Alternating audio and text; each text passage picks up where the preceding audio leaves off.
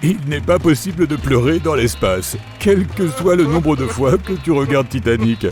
Même si tu essaies très fort, tes larmes ne couleront pas. En temps normal, elles coulent à cause de la gravité, qui fonctionne différemment à bord d'un vaisseau spatial. Toutefois, tes glandes lacrymales continuent de fonctionner comme d'habitude. Donc si tu te mets à pleurer, tes larmes s'accumuleront dans tes yeux. Plus tu vas pleurer, plus l'amas de larmes va grossir. En gros, tu ne pourras verser qu'une seule larme avec chaque œil. Quoi qu'il en soit, même si tu ne pleures pas, il est impossible de garder un visage normal dans l'espace. Il sera forcément un peu bouffi dans ces nouvelles conditions. Un besoin naturel reste un besoin naturel, où que tu sois. Il y a 2 raisons pour lesquelles les astronautes ne peuvent pas tirer la chasse d'eau dans l'espace. Premièrement, l'eau est la ressource la plus précieuse sur un vaisseau spatial. Deuxièmement, il n'y a pas d'eau courante dans l'espace. L'eau potable, sur une station spatiale, est fournie par des poches. Que ce soit pour le numéro 1 ou 2, en apesanteur, il y a un appareil aspirant et des sachets jetables à mettre dedans. Les poches sont changées tous les 10 jours. De plus, l'ISS est équipé d'un dispositif sophistiqué qui recycle et filtre l'eau usée afin que les astronautes puissent la boire. Un sandwich, un toast à l'avocat et aux œufs, un croissant croustillant, des chips, voilà un bref aperçu des choses que tu ne mangeras jamais dans l'espace. Bien sûr, l'apesanteur dispersera toutes les miettes si tu grignotes un cookie aux pépites de chocolat. Ces miettes se répandront partout dans le vaisseau spatial en un rien de temps, et au mieux, elles pourraient finir dans tes yeux. Sinon, elles peuvent aussi interférer avec les équipements du vaisseau spatial, ce qu'il vaut mieux éviter. Les astronautes ont à leur disposition une variété d'aliments, notamment des fruits, qui peuvent être mangés sous leur forme naturelle, et des pâtes qui nécessitent évidemment d'être bouillies.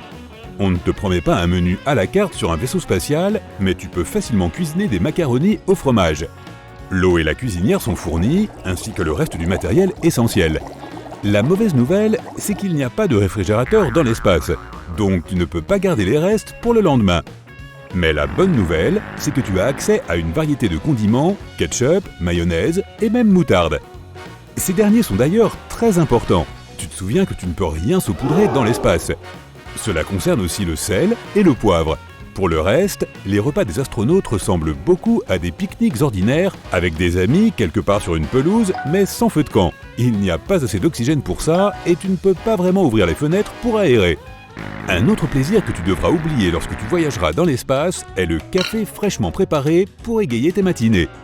Il n'y a tout simplement aucun moyen d'en faire, à moins que tu veuilles passer le reste de ta mission couvert de grains de café moulu. Pourtant, cela ne veut pas dire que tu n'apprécieras pas du tout le goût du café. Tu devras simplement te contenter de sa version en capsule. Le goût est plutôt bon, et puis tu profiteras d'une jolie vue sur les étoiles. Quoi qu'il en soit, il est peu probable que tu remarques la différence entre un café ordinaire et un café de l'espace. Les aliments et les boissons dans l'espace ont un goût quelque peu différent, et de nombreux astronautes racontent que tout a un goût beaucoup plus fort. L'une des raisons est que les fluides corporels se déplacent différemment à cause de l'apesanteur, et au lieu de se trouver là où se trouvent les jambes, ils remontent vers la tête en bloquant les passages d'air. De plus, il y a beaucoup d'odeurs fortes dans la cabine, ce qui émousse l'essence, surtout l'odorat. Si jamais tu passes quelques mois dans l'espace, tu auras peut-être envie de te raser, de te couper les cheveux et certainement de te couper les ongles. Mais en fait, tous les petits poils et les ongles coupés ressemblent beaucoup à des miettes de pain. Une fois que tu les as coupés, ils commencent à flotter littéralement dans l'air et tu n'as pas envie que l'ongle d'orteil de ton collègue finisse dans tes yeux. Les astronautes peuvent utiliser un rasoir jetable ou un rasoir électrique. S'ils utilisent des rasoirs jetables, ils doivent d'abord mouiller leur peau. Ils pressent une bulle d'eau, la récupèrent et l'étalent sur tout leur visage. L'étape suivante n'est pas très différente de ce qu'ils font sur Terre. Il suffit d'appliquer de la crème à raser, ensuite le rasage se déroule comme d'habitude. Pour se débarrasser des poils de la lame, ils la nettoient simplement avec une petite bulle d'eau et une serviette sèche. Ils pressent une autre bulle d'eau pour s'essuyer le visage, et voilà, ils sont maintenant rasés de près. Les choses sont un peu différentes avec les rasoirs électriques. Ces appareils ont un outil spécial fixé sur le dessus qui ressemble à un minuscule aspirateur. Ils s'occupent de tous les poils indésirables une fois qu'ils sont coupés. Les astronautes se coupent les ongles juste devant un conduit d'air qui possède un dispositif d'aspiration. Bien sûr, il arrive que les ongles soient projetés dans une autre direction lorsqu'ils les coupent, de sorte qu'ils doivent attraper chaque ongle et le remettre devant le conduit. Ce même conduit est responsable du rafraîchissement de l'air à bord, et le coupe-ongle est doté d'un scratch pour ne pas le perdre en apesanteur. Maintenant, tu es prêt à jouer de la guitare dans l'espace. Au fait, tous les objets non fixés ont aussi des bandes velcro pour les ranger. Maintenant, passons à des choses plus sérieuses. Depuis le milieu du XXe siècle, se laver est devenu plus facile que jamais avec l'essor des douches à domicile. Sauf si tu es dans l'espace.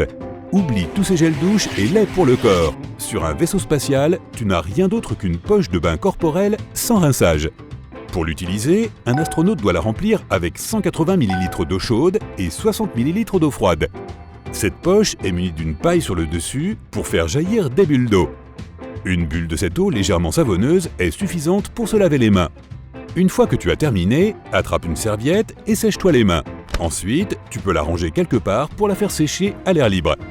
Ce qui est bien, c'est que l'eau qui s'évapore retourne à la station pour que les astronautes puissent la réutiliser. Si tu veux plutôt prendre une douche, répands ces bulles de savon sur tout ton corps. Mais aucune douche ordinaire n'est possible sur un vaisseau spatial. Pour essayer de prendre une douche spatiale à la maison, essaie de le faire avec des lingettes humides, ou bien mesure 240 ml d'eau, attrape une serviette, étale l'eau sur tout ton corps et sèche-la.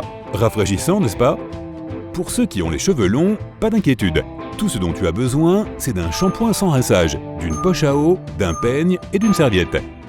Fais couler un peu d'eau sur ton cuir chevelu et nettoie tes cheveux de la racine à la pointe. Puis, ajoute un peu de shampoing magique et peigne tes cheveux. Ajoute un peu plus d'eau si nécessaire et tamponne la serviette sur ton cuir chevelu pour sécher l'excédent. En fait, la serviette aide aussi à se débarrasser de la graisse. Aussi bizarre que cela puisse paraître, les cheveux sont d'une propreté éclatante une fois que l'astronaute a terminé. Se brosser les dents ne semble probablement pas si difficile après tout ça. Mouille la brosse à dents, elle absorbe facilement l'eau. Au fait, le dentifrice qu'utilisent les astronautes ressemble à un tube standard. Une fois que tu as terminé, ouvre le robinet, rince ta brosse à dents et... Ah non, tu ne peux pas faire ça.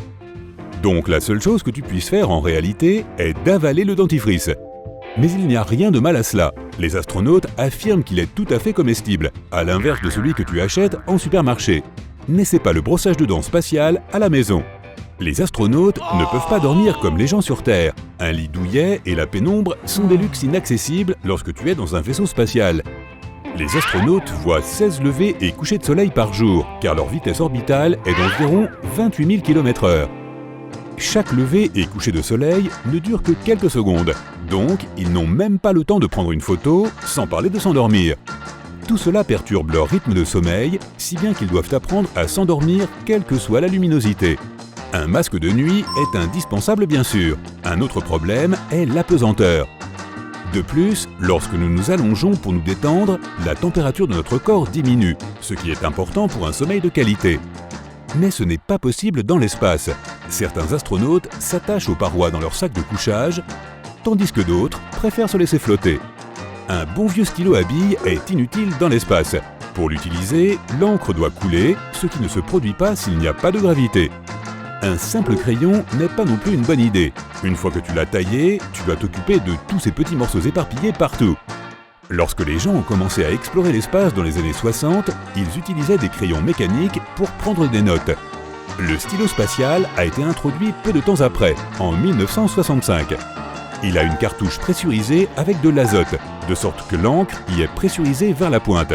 Ce stylo peut être utilisé littéralement partout, sous l'eau, dans des températures extrêmes inférieures à 0 et même pendant un examen. Bonus, si tu aimes le baseball, ne voyage pas dans l'espace. Même si ton vaisseau spatial est assez grand, il y a des chances que la balle ne fasse que flotter.